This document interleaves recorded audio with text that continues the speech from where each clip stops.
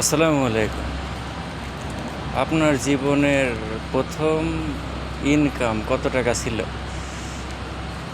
এটা কি মনে আছে আপনার? অথবা জীবনে আপনি কি কি কাজ করেছেন অর্থ উপার্জনের জন্য? পার্সোনালি আমার কথা যদি বলতে যাই, আমি মোটামুটি বেশ কয়েক ধরনের কাজই করেছি ফর আর্নিংস। তো তার মধ্যে সর্বপ্রথম যে ইনকাম ছিল সেটা বলতে গেলে অনেক আগের কথা। গ্রামে যখন ভোটের সময় হয় তো তখন পোস্টার মারা হয় আর কি। তো ছোটো বাচ্চা কাচ্চারাও যদি পোস্টার মারে সেই ক্ষেত্রে তাদেরকে পোস্টার মারার জন্য কিছু টাকা দেওয়া হয়। তো স্কুল বা কলেজে পরীক্ষা হলে সেই ক্ষেত্রে ফাইনাল পরীক্ষার পরে আর কি, বিশেষ করে এসএসসি বা এইচএসসি পরীক্ষার পরে যে বিভিন্ন বিদেশি কোম্পানির মানে বিদেশি ইউনিভার্সিটি বা প্রতিষ্ঠানের আর কি পড়াশোনার ক্ষেত্রে স্কলারশিপের জন্য সেগুলোর থাকে বিজ্ঞাপন। তো সেই লিফলেট বা বিজ্ঞাপনগুলো দিলেও সেখানে তারা টাকা দেয়। তো এছাড়া বাজারে যে দোকানগুলো আছে বিভিন্ন ধরনের, দোকানগুলোতেও অনেক সময় লোকজনের দরকার হয় অতিরিক্ত, সেই ক্ষেত্রে তারা লোকজন রাখে এবং কিছু পরিমাণে টাকাও দেয়। তো দোকানে থাকার কথা বলতে গেলে আমি প্রথম যেই দোকানটাতে থেকেছি সেটা হলো ধুপল বাজারে। ধুপল আমাদের এক ফুফাতো ভাইয়ের দোকান, যে দোকানটার নাম বনলতা কর্নার বিডি। তো সেখানে কম্পিউটার ছিল আর কি, ডি ক্যাম্পাস নামে একটা কোম্পানির সাথে যুক্ত ছিল, যেখানে স্টুডেন্টদের আইডি কার্ড, পরিচয়পত্র মানে এসব তৈরি করে। তো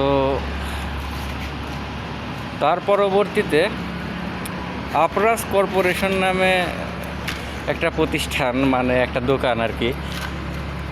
তো সেখানেও থেকেছি আমি একবার রমজান মাসে, আজ থেকে প্রায় 4 বছর আগে। তো আপরাস কর্পোরেশনে থাকার পর কিছুদিন আবার বেকার থাকার পরে তারপরে ওয়ালিয়া বাজারে আমাদের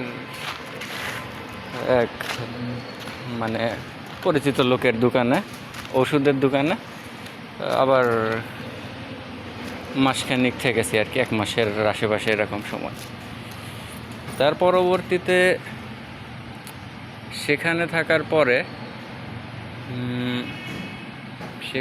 থাকার পরে দয়ারামপুর বাজারে, মানে কাদিরাবাদ ক্যান্টনমেন্ট আছে ওই পার্শ্ববর্তী বাজার আমাদের ওখানকার বাগাতিপাড়ার দয়ারামপুর বাজারের দুলাল টেইলার্সে থেকেছি দীর্ঘদিন। এখানে প্রায় 2 বছরের কম, মানে 1 বছরের বেশি, 1.5 বছরের আশেপাশে এরকম একটা সময় ওখানে থেকেছি।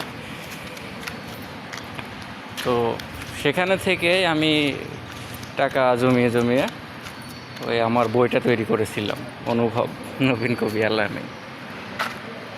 তো সেখানে থাকার পরে আমাদের এক খালাতো ভাইয়ের রাজশাহী শহরে, রাজশাহী বিজিবি গেটের সামনে শালবাগান নাকি বলে ওই এলাকায়, হ্যাঁ বিজিবি গেটের মানে রাস্তার অপোজিটে ছিল দোকানটা।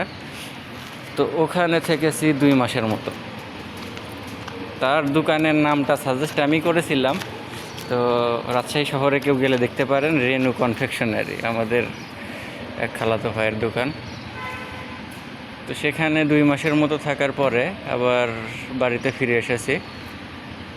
তার পরবর্তীতে সিয়াম কনফেকশনারি না লাইভ বেকারি এরকম একটা নাম, তো যেখানে বেকারি আইটেম বলতে বিস্কিট, কেক এগুলো তৈরি করে, বিশেষত বেশিরভাগ সময় কেক তৈরি করে, এটাই তাদের প্রধান বিজনেস। অনেক পরিমাণে কেক তৈরি করে এবং পার্শ্ববর্তী বাজারগুলোতে দোকানে দোকানে কনফেকশনারিতে গিয়ে কেকগুলো দিয়ে আসে। তো সেখানেও কয়েক মাস কাজ করেছি কেকের সে ফ্যাক্টরিতে। তারপরে কোথায় গেলাম, তারপরে আবার কিছুদিন বেকার থাকলাম। এবং ওই বাড়িরই বড় ভাইদের সাথে কৃষিকাজে সহযোগিতা করলাম কিছু, যেমন ধান কাটার ক্ষেত্রে কিছু সহযোগিতা বা ভুট্টা রোপণের ক্ষেত্রে সহযোগিতা, এইসব কৃষিকাজের ক্ষেত্রে আপনারা বুঝেন তো, ধারণা আছে আপনাদের অনেকেরই। তারপরে কি করলাম, আবার রমজান মাসে তো অতিরিক্ত বেচা কিনা হয়, বিশেষ করে কাপড়ের দোকানগুলোতে, বস্ত্র বিতানগুলোতে। তো পাঁচতারা নামে একটা দোকানে, পাঁচতারা মানে কাপড়ের দোকান, সেই দোকানে আবার রমজান মাসে থাকলাম। সেই দোকানে রমজান মাসে থাকার পরে, তো রমজান মাসের পরে তো আর অতিরিক্ত লোক তেমন দরকার হয় না, তাছাড়া পার্মানেন্ট লোক কিছু থাকে। তো রমজান মাসের পরে আবার সেখান থেকে বাদ হলো। তারপরে কি করলাম, তারপরে আবার বেকার থাকলাম। বেকার থাকার পরে অনেক দিনই বেকার থাকলাম মোটামুটি মনে হয়। আর পড়াশোনা তো এর ফাঁকে সেরকম করতে পারিনি, অনার্স সেকেন্ড ইয়ার থেকে বাদ দিয়ে দিয়েছি। এক্ষেত্রে অনেক ধরনেরই সমস্যা ছিল, আর্থিক সমস্যাও, বা স্টুডেন্ট হিসেবেও আমি অতটা ভালো না। তারপরে কি করলাম, তারপরে আর সেরকম কিছু মনে হয় করতে পারিনি। তো বর্তমানে এখানে প্রায় 1 মাসের মতো হচ্ছে একটা কোম্পানির সাথে যুক্ত হয়েছি, নাম হলো ঢাকা এমএইচ কনস্ট্রাকশন লিমিটেড। তো এই ঢাকা এমএইচ কনস্ট্রাকশন লিমিটেড বিভিন্ন ধরনের কনস্ট্রাকশনের কাজ করে। তো তার মধ্যে এখানে কুমিল্লা বিমানবন্দরের পাশে কুমিল্লা মিলিটারি ফার্ম, এখানে তাদের বালি ভরাটের কাজ দিয়েছে। তো এখানে প্রধানত আমি তাদের বালির যে ট্রাক আসে সেগুলোর কোনটাতে কত সেফটি বালি আসলো এটা হিসাব করার দায়িত্বে আপাতত আছে। তো এখানে 1 মাস হলো, মানে এর ফাঁকে আবার কুরবানির ঈদ চলে এসেছিলো। তো কুরবানির ঈদের মধ্যে তারা বাসায় যাওয়ার জন্য অর্ধেক মাসের মতো হয়েছিল, 15-16 দিন। তো 5,300 টাকা দিয়েছিল। আর এইবারে 1 মাস পূরণ হবার পরে আরও 5,550 টাকা বিকাশে সেন্ড করেছে। তো এই হলো ব্যাপার স্যাপার। আর এখন তাদের সাইটে আমি আছি, আর সাইটে থাকা অবস্থায় যে গাড়ি চলছিল এখন বন্ধ হলো, স্যান্ডোজার যেটা দিয়ে ট্রাক আসার পর যে বালি আসে সেটা সমান করে, লেভেলিংয়ের কাজ করে। তো সেটা চলছিল, এখন বন্ধ হলো। আবার আমি আসি, যে কোনো সময় ট্রাক আসতে পারে, সেক্ষেত্রে ট্রাকের পরিমাপ করা লাগতে পারে। তো এ পর্যন্ত হলো মোটামুটি বর্তমানের খবর। আর ভবিষ্যতে কী হবে সেটা তো আল্লাহ পাক রব্বুল আলামিনই জানে। তো thank you so much for watching this video. If anyone watching this video, Assalamualaikum warahmatullahi wabarakatuh.